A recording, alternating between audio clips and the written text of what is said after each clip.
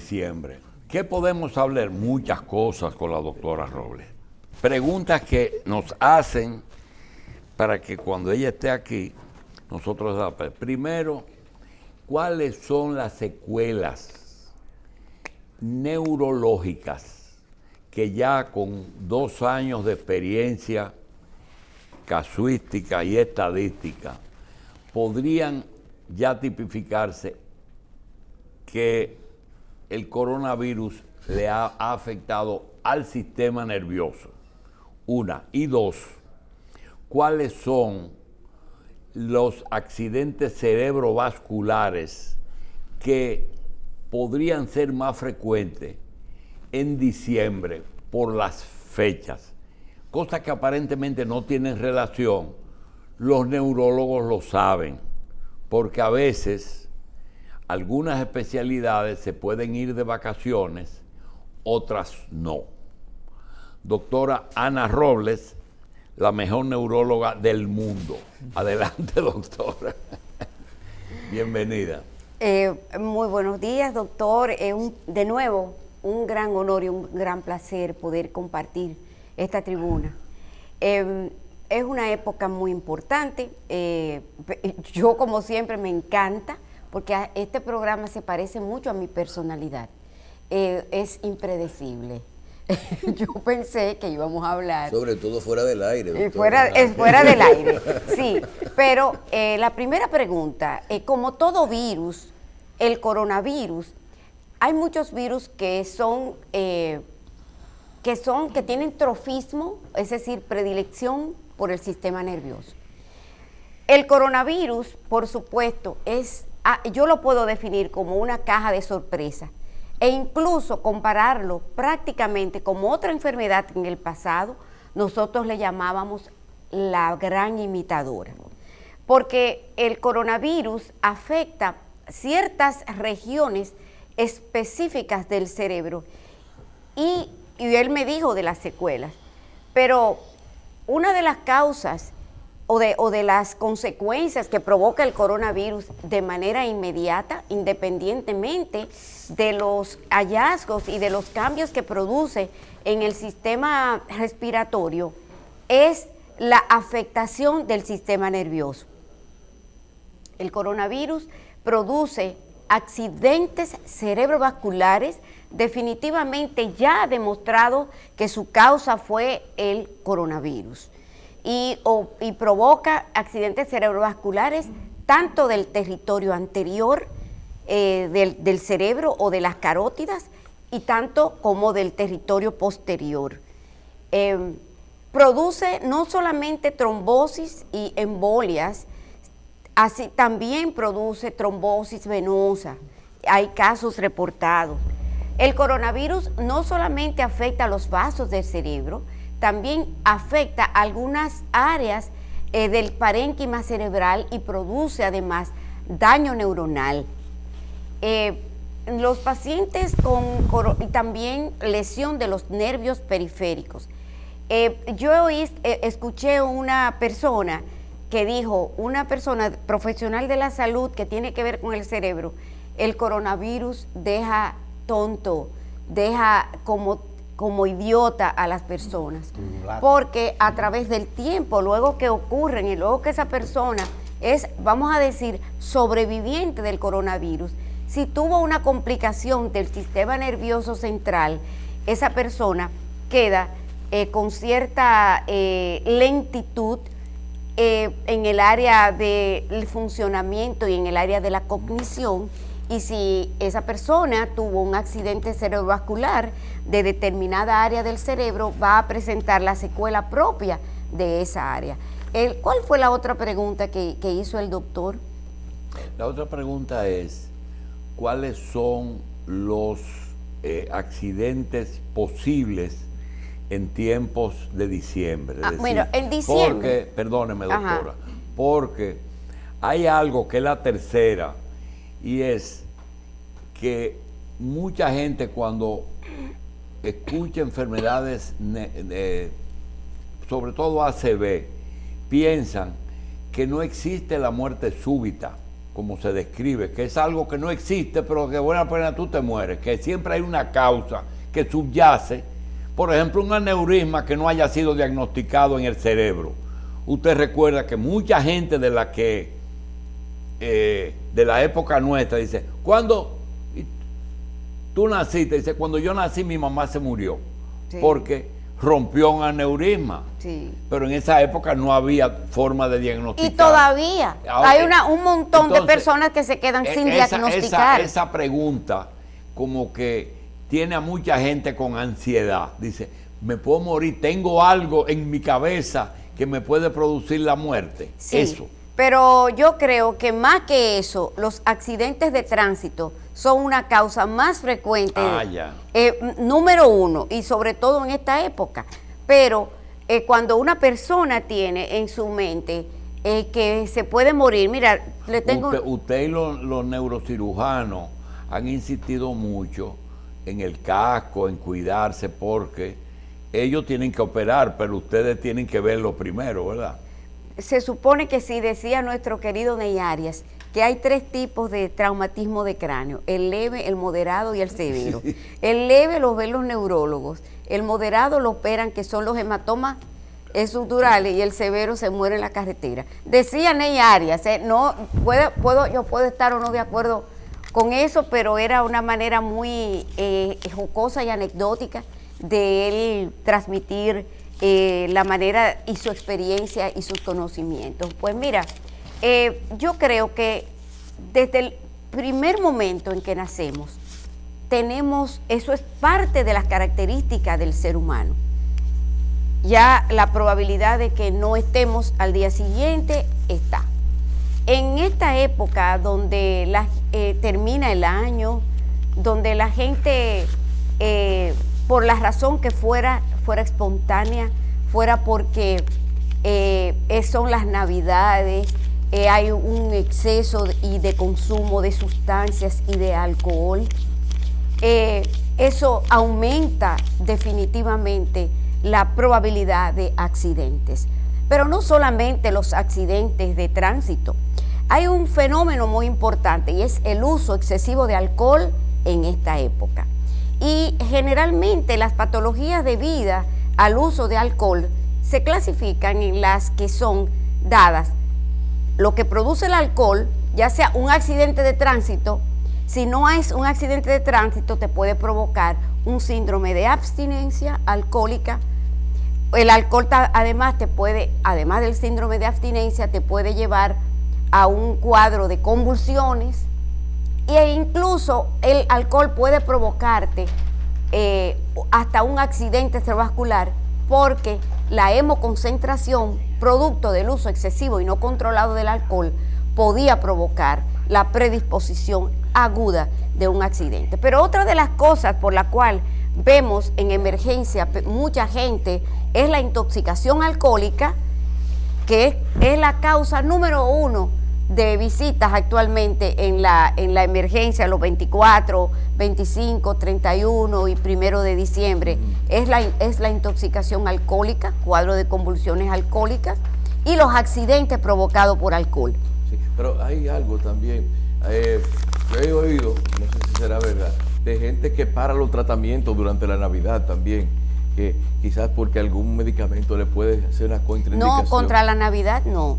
No durante la Navidad, no. Los pacientes, cuando yo le pongo algún tratamiento, que ese es un psicofármaco, que podía potencializar el efecto del alcohol o el efecto del mismo psicofármaco, te dicen, doctora, yo lo dejé porque yo me iba a tomar unos tragos esa noche. O ellos te dicen, doctora, ¿puedo tomar alcohol con ese medicamento?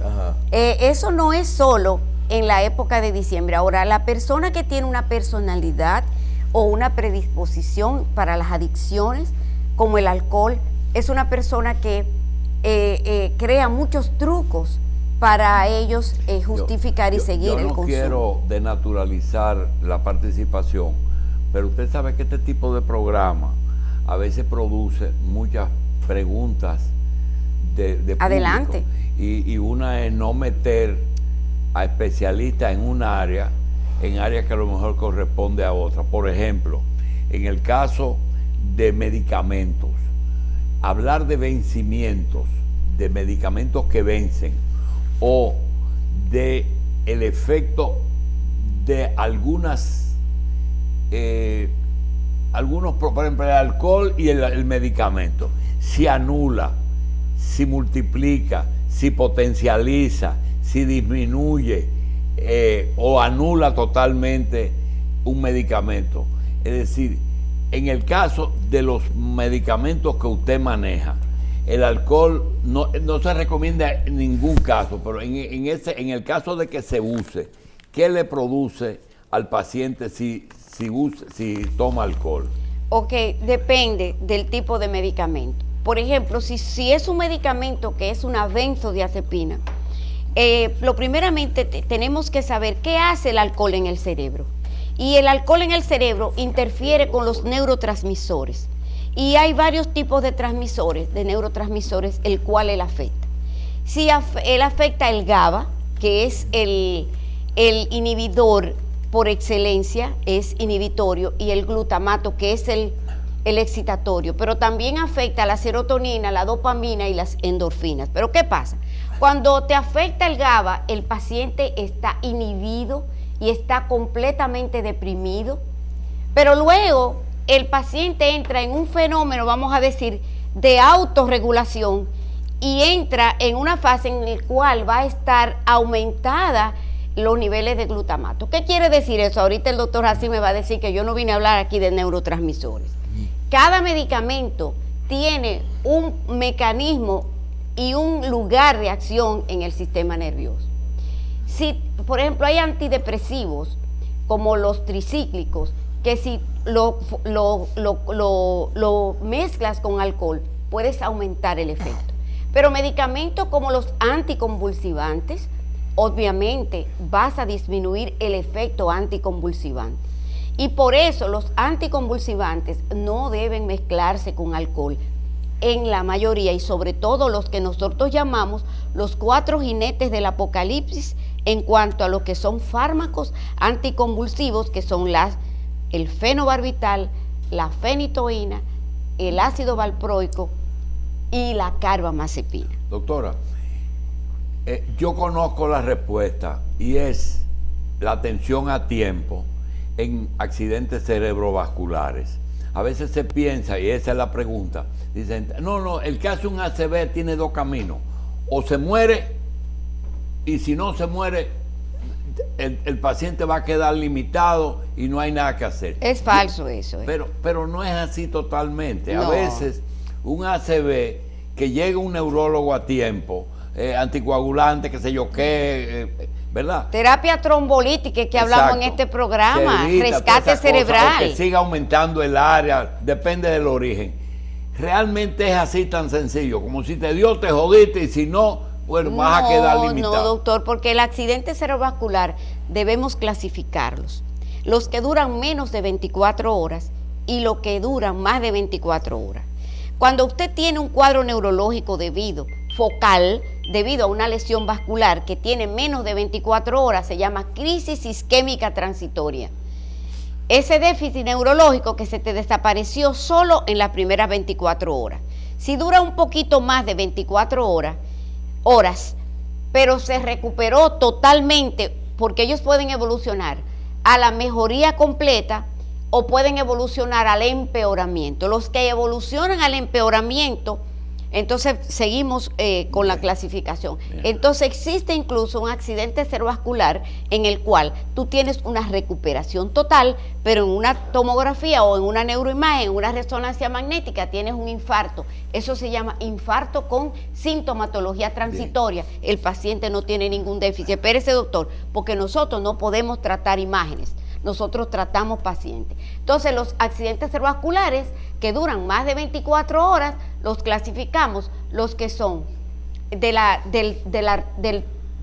grandes vasos, como la arteria cerebral media, cerebral anterior, cerebral posterior, y lo de la circulación posterior. Y estos a su vez se clasifican en embólicos o trombóticos. Y por otro lado, que es un 15%, los hemorrágicos. Bien, doctora, En la época nuestra, había unos estudiantes que se dedicaban a coger y aprenderse síntomas y signos, y al otro día agarrar los mejores profesores y ponerlo en situación difícil, porque entonces ellos parecían que sabían más que los maestros, y entonces los maestros no estaban preparados para ese tipo de preguntas. Ahora parece que hasta los médicos americanos, algunos médicos americanos, los graduados en Google aquí que no vengan, porque las personas cogen y leen pendejadas y van a echarle vaina a los médicos. La pregunta con respecto al Google es lo siguiente. Usted trató un tema el otro día y aunque lo habló claro, alguien me pide que lo repita. ¿Cómo diferencia un enfermo una parálisis facial de un inicio de un ACV?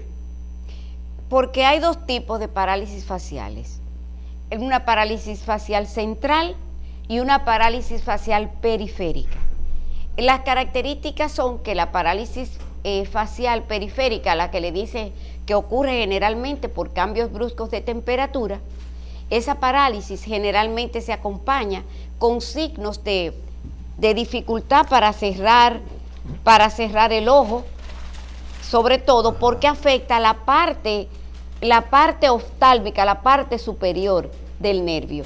Y los que son de origen central generalmente solo afectan los 2/3 inferiores de la cara. Y eso es por la representación cortical que tiene el homúnculo rolándico en la corteza. Y entonces lo otro es también es que puede una persona tener signos de una parálisis periférica, de una parálisis central. Para eso usted tiene que ser neurológico, porque usted puede tener afectada sus 3 niveles solo si está en el propio nacimiento y núcleo del nervio facial. ¿Me entiende? O sea, sí. Generalmente no se afecta el propio núcleo del facial. No es en el nacimiento del facial.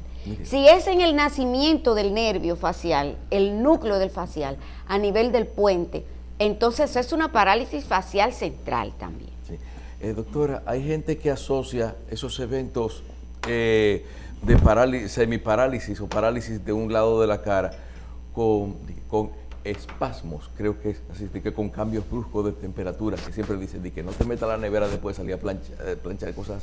Eso tiene asidero realmente, hay ciertas cosas pero que no pueden así. Provocarlo. O sea, fíjate una cosa, las parálisis a frigoris o las parálisis, eso es viral. Tú tienes un virus latente y por un cambio, ya sea un cambio brusco de temperatura, o que por la razón que fuera, ese virus se activa, entonces se manifiesta la parálisis. Doctora Robles, fuera de la recomendación que nos acaba de hacer, que cuidemos la ingesta de alcohol, la manejadera, los accidentes, su experiencia para un diciembre, ¿qué usted le dice a sus posibles pacientes? Lo primero es que yo como médico nunca en la vida le he dado recetas de cocina a mis pacientes. O sea, cuando usted ve esos médicos que tienen, no los tengo que criticar, sencillamente su estilo de trabajar. Una forma de trabajar. Dieta para tal cosa. Dieta, por ejemplo, en el caso mío de la migraña. Lo primero que usted tiene que educar a su paciente de los posibles factores precipitantes de la condición que sea, por ejemplo, de la migraña. Porque ya yo les he explicado que lo que puede ser un factor precipitante general y para todo el mundo, puede que para ti no lo sea. Por ejemplo, si yo me como un guineo, porque el guineo tiene mucha serotonina, a mí me da una crisis de migraña. El chocolate no produce migraña, precipita migraña. Y si usted sabe que ese día usted se levantó raro, que tiene síntomas prodrómicos, que está yendo mucho al baño, aumento de la frecuencia urinaria, si usted está bostezando mucho, es que va a venir una crisis de migraña. Ese es el día que usted se va a comer un chocolate. Si usted se siente mal ese día usted se va a beber una copa de champaña. Todos los pacientes míos migrañosos beben sus tragos. Ahora yo le digo, ¿lo vas a comprar o lo vas a cambiar? La primera pregunta que usted le hace a una persona que le va a poner una inyección es si tiene antecedentes de alergia a ese producto, ¿verdad? Lo mismo pasa con con algunas enfermedades neurológicas. En el caso suyo, en la patología común, en lo que más ve todos los días, el factor genético tiene mucha incidencia. Es ¿En sumamente, qué tipo de enfermedades? doctor, la genética y la estructura genética de cada uno de nosotros es una cosa básica. Y lo otro es que la epigenética, esos factores que pueden intervenir, incluso cambiando y modificando genes y el comportamiento de los genes, es sumamente importante. Bien. También algo más. Doctora, ahora ya con esta, ya se aproximan las reuniones familiares, las celebraciones, todo esto también. Es normal a veces que después que una persona coma mucho, por lo menos quizás es como si el cerebro se enlenteciera un poquito, como que le da sueños, tendrá algo que ver eso con el proceso de la digestión, creo yo. No sé, ¿cuál es la recomendación para las personas por su salud neurológica durante el comportamiento de estas Navidades? Yo recomiendo, como siempre, disfrutar, pero disfrutar de la manera más sana posible. El que ingiere mucho alcohol, que ese es el temor. Pero yo no estoy hablando de sustancias, porque, oye, sí, se aumentó brutalmente, incluso después del coronavirus, el uso de sustancias, sea marihuana, cocaína. Yo no me voy a meter en ese campo, pero el del alcohol sí. Mira una cosa, el que toma alcohol y sabe tomar alcohol, porque alcohólico no es una persona que toma todos los días. Alcohólico es una persona que toma una copa de alcohol y eso transforma su comportamiento y transforma el comportamiento a nivel social y altera la dinámica social. O sea, el tratamiento del alcoholismo no es solamente darle una medicina antabús, sino es tratar lo que es la parte biopsicosocial. Pero actualmente, con relación al alcoholismo, yo quiero llegar el momento en que nosotros podamos descubrir, porque no existe un marcador que te dice, ¿por qué este paciente se hace alcohólico? ¿Por qué este paciente se hace dependiente y otros no? Porque vemos en el mundo artístico, en el mundo social, que mucha gente consumen alcohol todos los días y no se hacen dependientes y otros no. ¿Por qué eso ocurre? Y lo otro que te voy a decir, cuando tú consumes alcohol, el alcohol a nivel cerebral, como te quise decir anteriormente, actúa a diferentes niveles, a diferentes neurotransmisores. Pero sobre todo hay una cosa muy importante, que produce un síndrome que se llama el síndrome de Wernicke-Korsakoff, que es una demencia alcohólica, por una cosa muy simple, y es porque afecta los niveles de vitamina B1. Entonces, si tú tienes un paciente que generalmente tiene menoscabo de la memoria, a pesar de que el alcohol produce menoscabo de la memoria, porque actúa en una zona que se llama el hipocampo, sí, e interfiere con la memoria.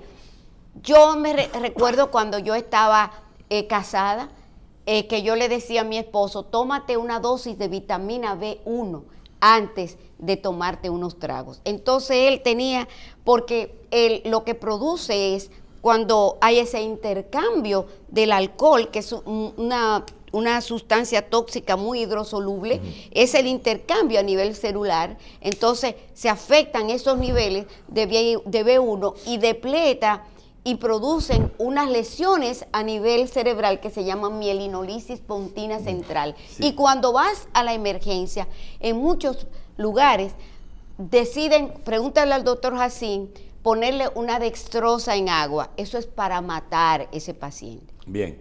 Doctora, porque eso favorece a la depresión más de la vitamina B1. Doctora Robles, mire, las participaciones en medios de comunicación para médicos es difícil. Es difícil porque mucha gente no lo sabe, que a un médico bajar su lenguaje a veces lo pone en condiciones de que el que lo oye dice, caramba, pero este médico no maneja el lenguaje y se maneja con un lenguaje demasiado sencillo. Y justamente el gran problema que tenemos con usted, con el doctor Hanna, es que a veces nosotros pedimos un lenguaje que esa señora que está en su casa, que va a coger carro para llevar el niño, que va a trabajar, que se tiene que maquillar en el carro, esa mujer lo que quiere, o ese hombre lo que quiere es entender algunas cosas. Y una de esas cosas es, por ejemplo, un ejemplo que es muy común aquí. Yo comparo la vida con un tránsito, digamos de aquí a Santiago, 160 kilómetros y 70 años de vida. Cada tramo tiene o una precaución o un peligro. Lo mismo pasa con la edad. Es decir, hay enfermedades neurológicas de los niños, pero también hay Alzheimer en los viejos. Cuando usted está llegando a Santiago, ya yo pongo el Alzheimer, el Parkinson, etc. Pero hay demencia en niños. Pero de aquí a Villa Altagracia, estamos en la neuropediatría. ¿Realmente hay neuropediatría? Claro, pero yo voy más allá. Yo escuchaba en este programa y me quedé sorprendida. Que usted tiene que comenzar a cuidar su vida desde que tiene 15 años. El ser humano que quiere garantizar cierta longevidad, si la genética y las circunstancias no se lo impiden, sí, tiene que comenzar a cuidar desde la vida intrauterina. Quiere decir que y uno esa madre... ¿Usted de las que cree que uno comienza a envejecer cuando nace? Desde que nace, incluso yo veo, mi compadre dijo, desde los 15 años, usted no puede comenzar, y lo dijo muy bien, y usted no puede comenzar a tomar alcohol antes de los 21 años. Antes de los 21 años, no. La madre de ese niño no debe tomar alcohol, porque si toma alcohol, ese niño tiene lo que se le llama el síndrome fetal alcohólico, y va a tener sus secuelas. Doctora, definitivamente. Y la dieta durante el embarazo es sumamente importante. Dijimos en el último programa que la neurología era cerebro y que el cerebro tiene materiales para hablar todos los días, toda la vida. Doctora, gracias. Doctora Ana Robles. Feliz Navidad, doctora. Feliz Navidad. ¿Usted seguro se va para Santiago? No, yo no hago lo que hace el 98% de las personas. Yo me quedo en mi casa disfrutando. Qué bueno, tranquila. Doctora Ana Robles, neuróloga.